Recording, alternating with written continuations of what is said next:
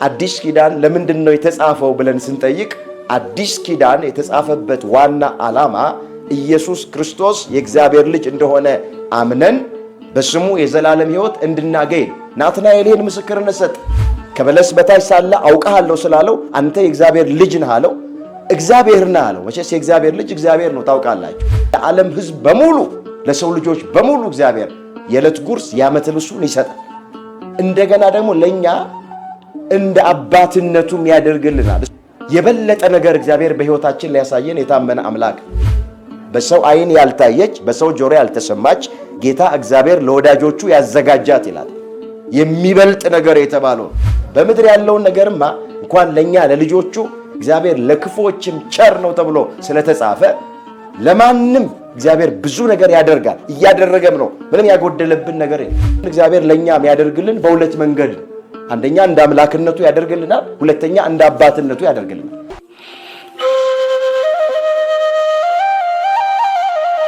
በስመ አብ ወወልድ ወመንፈስ ቅዱስ አሃዱ አምላክ አሜን።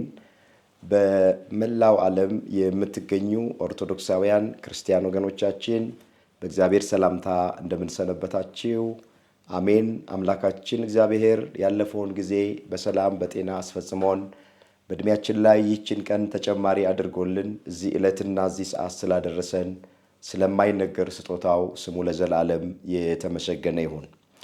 ለዛሬ እግዚአብሔር መንፈስ ቅዱስ እንደረዳንና እንዳገዘን መጠን የምንማማርበት የትምህርታችን ርዕስ የሚሆነው ከዚህ የሚበልጥ ነገር ታያለህ የሚል ይሆናል።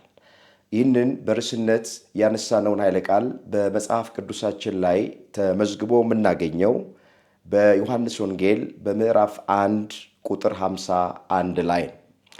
ይህን ርዕስ መነሻ አድርገን መነጋገር ያስፈለገበት ምክንያት አሁን ሁላችን እንደምናውቅ ያለነው በጾመ ነቢያት 4ኛው ሳምንት ላይ ነው ያለነው። ይሄ ሳምንት እንደ ኢትዮጵያዊ ሊቅ እንደ ቅዱስ ያሬድ አጠራር መሰረት ስብከት ተብሎ ይጠራል።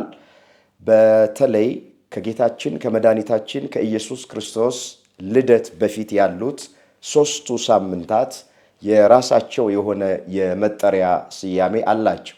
መጀመሪያው ስብከት ይባላል። ሁለተኛው ብርሃን ተብሎ ይጠራል።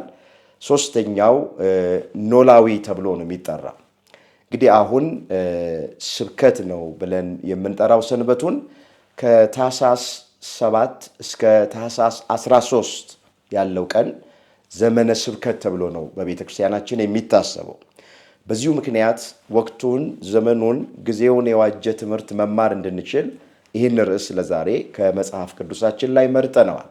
አምላካችን እግዚአብሔር በምንሰማው ቃል እንድንጠቀም ሁላችንን በቸርነቱ ይርዳን። ሙሉ ታሪኩ በዮሐንስ ወንጌል በምዕራፍ 1 ቁጥር 44 ላይ ተመዝግቦ የምናገኘው ቃል ነው።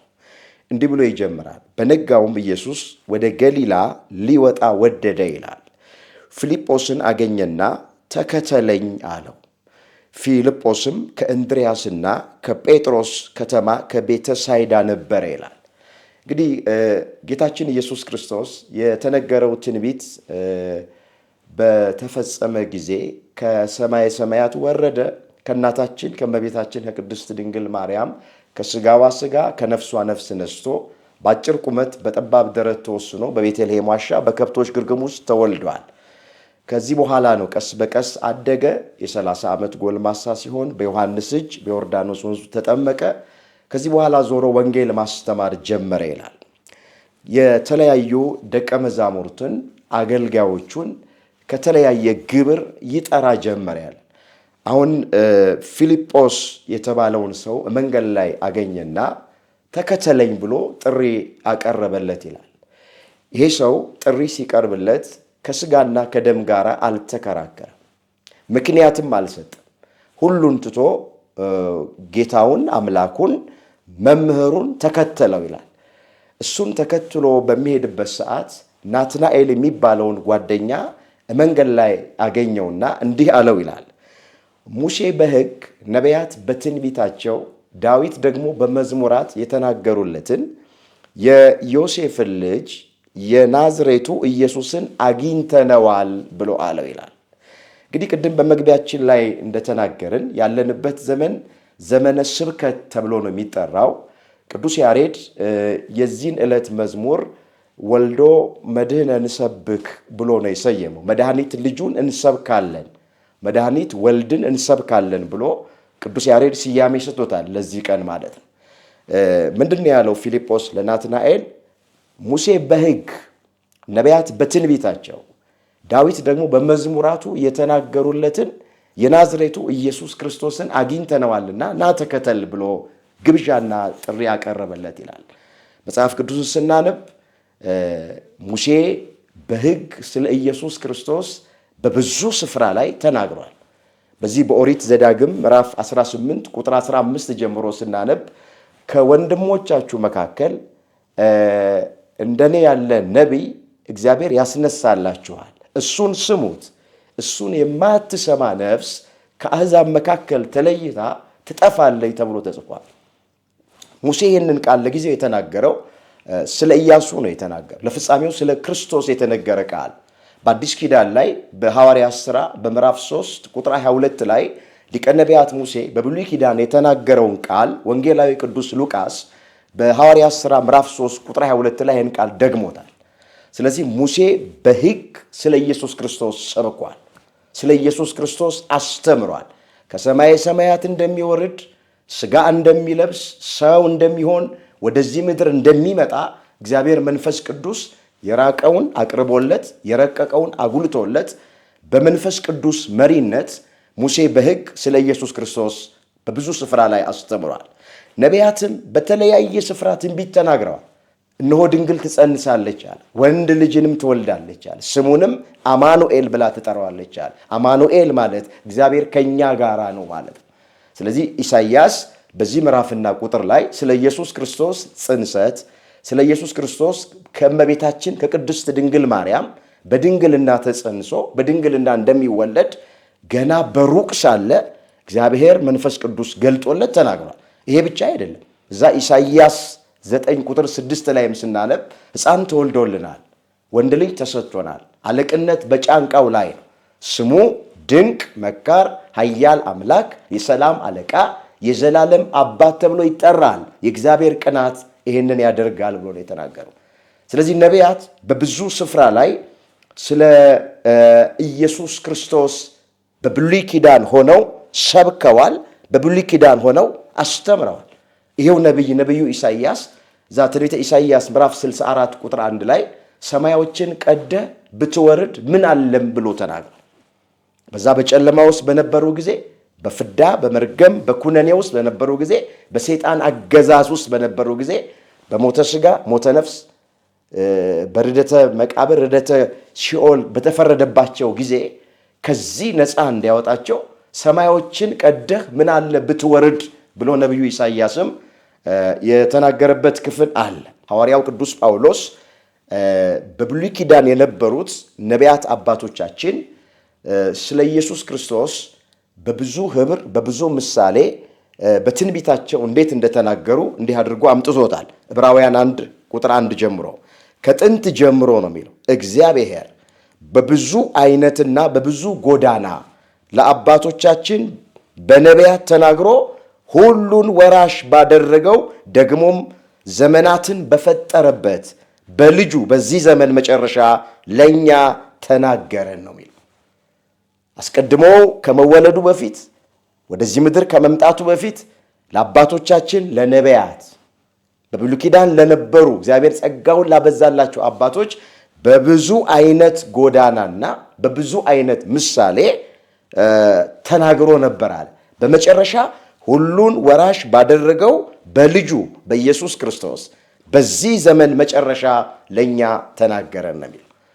ስለዚህ ፊልጶስ ናትናኤልን ምንድን ያለው? ሙሴ በሕግ ነቢያት በትንቢታቸው ዳዊት ደግሞ በመዝሙሩ የተናገረለትን የዮሴፍን ልጅ የናዝሬቱ ኢየሱስ ክርስቶስን አግኝተነዋል። አሁን የዮሴፍን ልጅ ብሎ ሲል ክርስቶስ የዮሴፍ ልጅ ሆኖ አይደል። ዮሴፍ እንደ አባት ሆኖ ተንከባክቦ ስላሳደገው ሲሰደድ አብሮ ተሰዶ ስላሳደገው የዮሴፍን ልጅ አለው እንጂ ኢየሱስ ክርስቶስ በሥጋ ዮሴፍ ወልዶታል ማለት አይደለም። እሱ የዮሴፍ ፈጣሪ ነው። እሱ የዮሴፍ አምላክ ነው።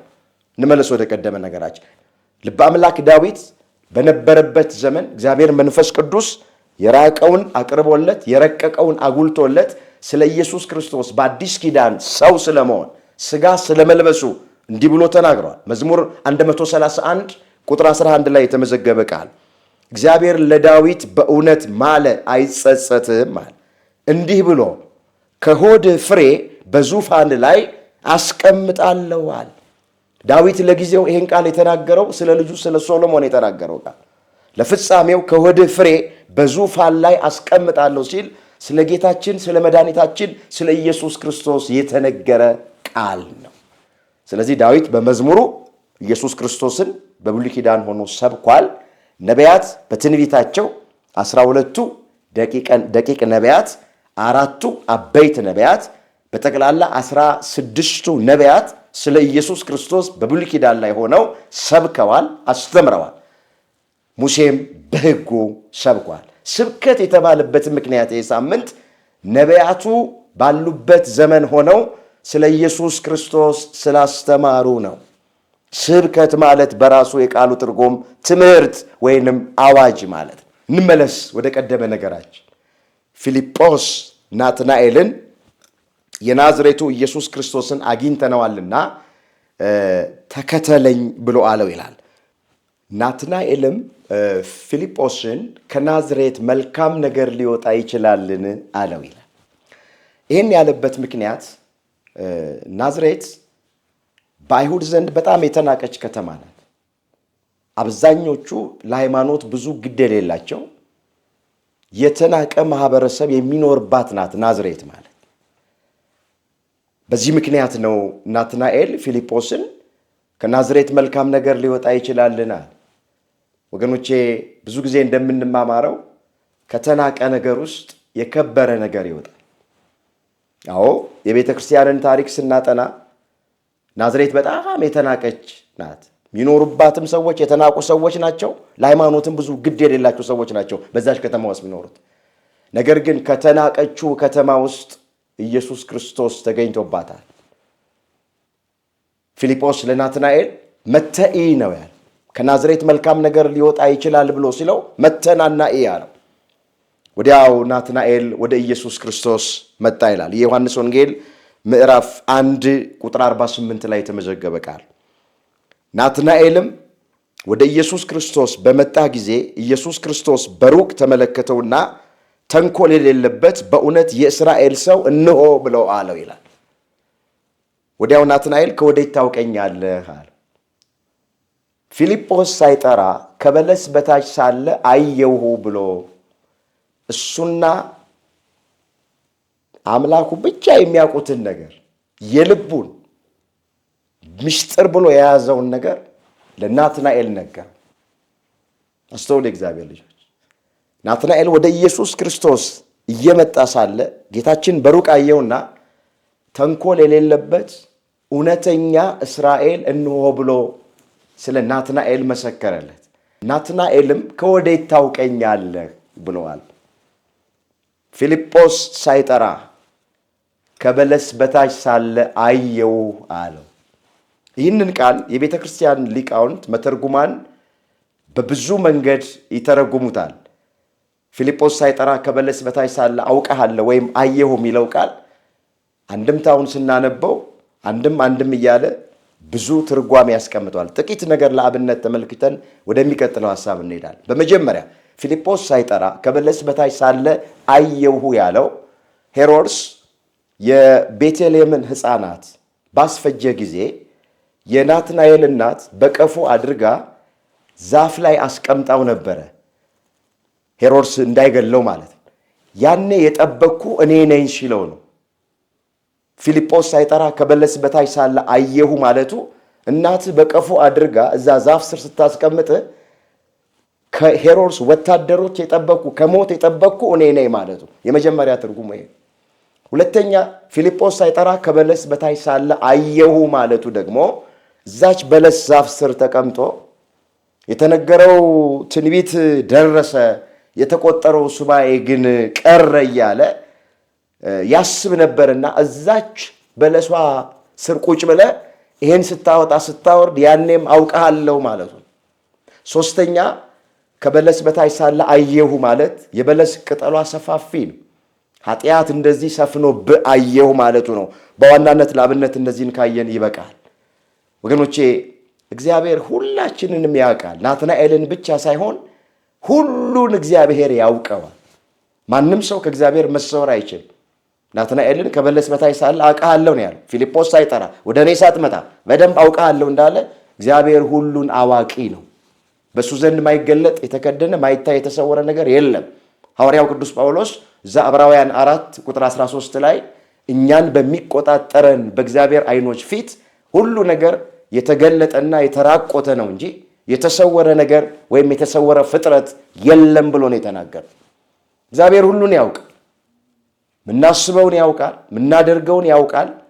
ምንም በሱ ዘንድ የሚሰወርና የሚደበቅ ነገር የለም። እግዚአብሔር የቅርብ አምላክ እንጂ የሩቅ አምላክ አይደለም። በዛ በትንቢተ ኤርምያስ ምዕራፍ 23 ቁጥር 23 ላይ እኔ የቅርብ አምላክ እንጂ የሩቅ አምላክ አይደለሁም ተብሎ ነው የተጻፈው። ዳዊትም በመዝሙር 138 ቁጥር 7 ላይ ከመንፈስህ ወዴት ይሄዳል? ከፊትህስ ወዴት ይሸሻል? ወደ ሰማይ ብወጣ አንተ በዛ አለ፣ ወደ ጥልቁ ወደ መቀመቃቱ ቦርድም አንተ በዛ አለ፣ ጨለማ በአንተ ዘንድ አይጨልምም ብሎ ተናግሯል። ስለዚህ እግዚአብሔር የሌለበት ቦታ የለም። በሁሉም ቦታ እግዚአብሔር አለ። ስለዚህ እግዚአብሔር ሁሉን አዋቂ ነው።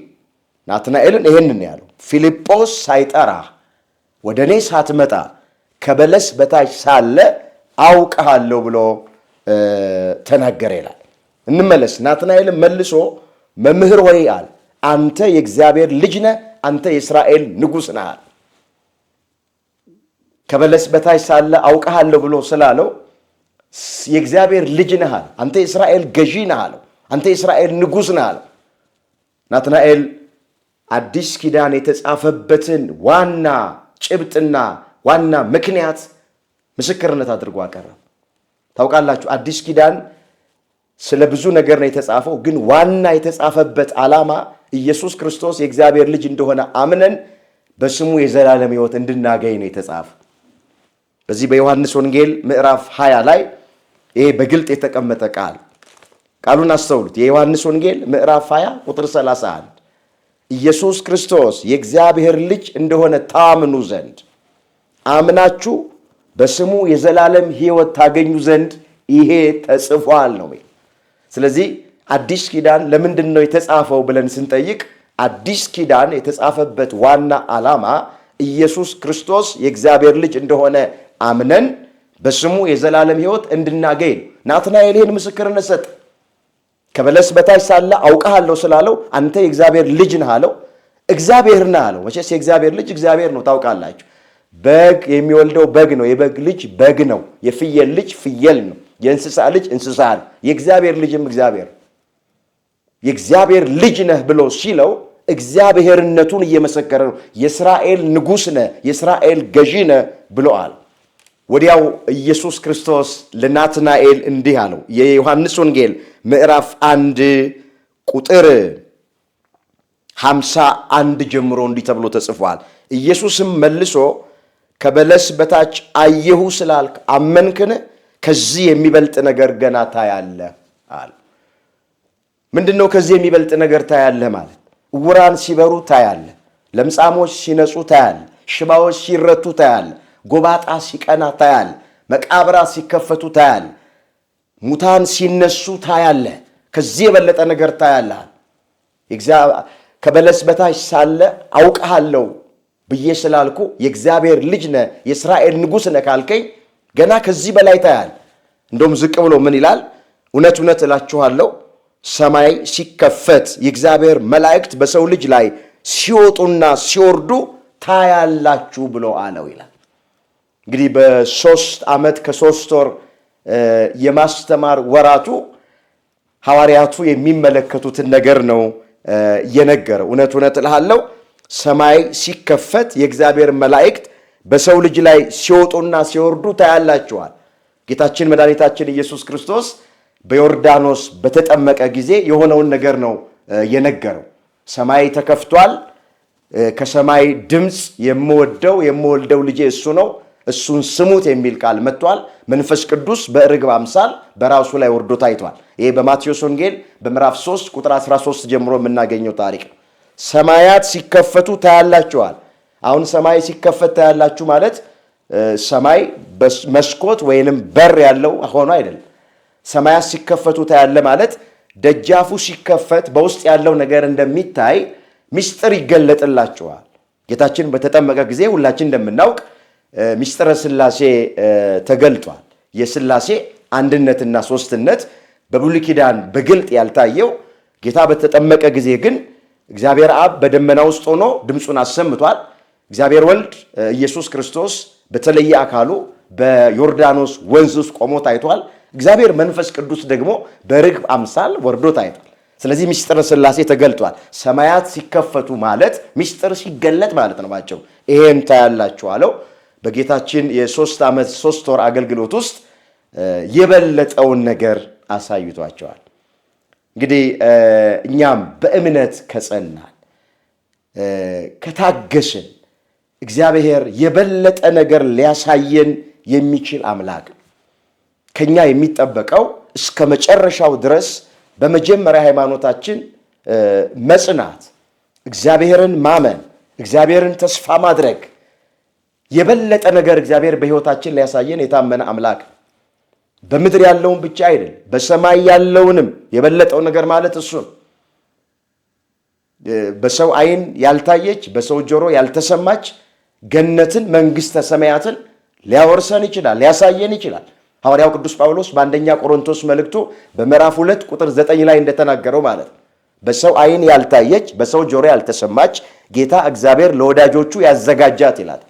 የሚበልጥ ነገር የተባለው በምድር ያለውን ነገርማ እንኳን ለኛ ለልጆቹ እግዚአብሔር ለክፎችም ቸር ነው ተብሎ ስለተጻፈ ለማንም እግዚአብሔር ብዙ ነገር ያደርጋል፣ እያደረገም ነው። ምንም ያጎደለብን ነገር የለም።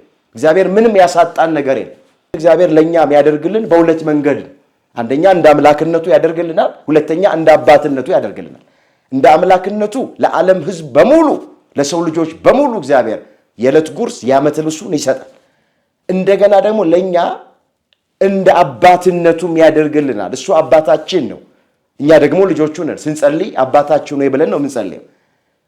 ስለዚህ ለኛ ለልጆቹ እግዚአብሔር በስጋችን የሚያስፈልገንን ነገር፣ የሚጠቅመንን ነገር፣ ማይጎዳንን ነገር ያደርግልናል። እያደረገልን ያለ አሁን ስሙ የተመሰገነ ይሁን። ከዚህ የሚበልጥ ነገር ታያለ። ፊልጶስ፣ ናትናኤል፣ ሌሎቹም ሐዋርያት ከሱ ጋር በነበሩ ጊዜ በ3 ዓመት 3 ወር ቆይታቸው የበለጠ ነገር ብዙ ድንቃ ድንቅ ተአምራቶች ሲደረጉ አሳይቷቸዋል። አምላካችን እግዚአብሔር በሕይወታችን ውስጥ የበለጠውን ነገር ለሁላችንም በቸርነቱ ያደርግል። ያሰብነውን ብቻ ሳይሆን ካሰብነው በላይ፣ የለመነውን ብቻ ሳይሆን ከለመነው በላይ እግዚአብሔር ለሁላችንም ያደርግል። መጽሐፍ ቅዱስ በኤፌሶን ምዕራፍ 3 ቁጥር 20 ላይ እንደተመዘገበ እግዚአብሔር የለመነውን ብቻ ሳይሆን ከለመነው በላይ ያደርጋል። ያሰብነውን ብቻ ሳይሆን ካሰብነው ሁሉ በላይ የሚያደርግ አምላክ ነው። ከዚህ የበለጠ ነገር ታያለ። ስለዚህ በትንሽ ነገር ረክተን አንቀመጥ። ትንሽ ነገር ሲሰጠን፣ ትንሽ ነገር ስናገኝ በሷ ረክተን አንቀመጥ። እግዚአብሔር ሐሳቡ በእኛ ላይ ትልቅ ነው፣ ሰፊ ነው። ከኛ ሐሳብ በላይ ነው፣ ከአእምሯችን በላይ ነገር ነው እግዚአብሔር የሚያደርገው። በምድር ያለውን ብቻ ሳይሆን በሰማይም ያለውን ነገር እግዚአብሔር አዘጋጅቶልናል። አዎ ያሳየናል፣ ይሰጠናል። ሚነሳንና ሚከለክለን ነገር ምንም የለም። ከኛ የሚጠበቀው እስከ መጨረሻው ድረስ እሱን ተስፋ እያደረግን እግዚአብሔርን እያመንን መኖር ነው ከኛ የሚጠበቀው። ከዚህ የሚበልጥ ነገር ታያለ። አምላካችን እግዚአብሔር በሀገራችን ላይ የበለጠውን በጎ ነገር ያሳየን። ቤተ ክርስቲያናችን ላይ የበለጠውን በጎ ነገር ያሳየን። በየግል ሕይወታችንም የበለጠውን በጎና መልካም ነገር ሁላችንን በቸርነቱ ያሳየን። ያስተማረን፣ የመከረን፣ የገሰጸን የአባቶቻችን አምላክ እግዚአብሔር ስሙ የተመሰገነ ይሁን። ድንግል ማርያም ጣዕሟን በአንደበታችን ፍቅሯን በልባችን ትሳልብን። የሁላችንን መጨረሻ እግዚአብሔር ያሳምር።